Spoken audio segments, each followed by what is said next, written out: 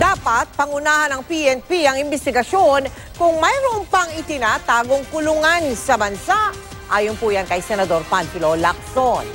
Eye-opener daw para kay Lacson ang pagkakatuklas sa umunoy sikretong selda sa Manila Police District Station 1. Labag daw ito sa saligang batas. Kaya giit niya, hindi dapat dinipensahan ni PNP Chief Ronald De La Rosa ang mga pulis. Ang sabi ni Lacson, arogante ang dating ng mga komento ni Bato sa issue. Ang giit naman ni De La Rosa, hindi niya dinipensahan ang MPD sa umunoy sikretong selda. Aminado siyang bawal ito sa batas. Gayunman, base raw sa salaysay mismo ng mga preso.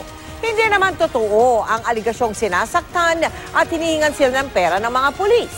Humingi raw ng paumanhin si De La Rosa kay Lacson. Hindi ko po dinipinsahan yung tao ko sa tagong kulungan. Ako po yung nagpapalabas lang ng punto. Pasensya po, sir. Senator Lacson, sir. Hindi po ako pwede makipag-argue sa iyo. You are my boss.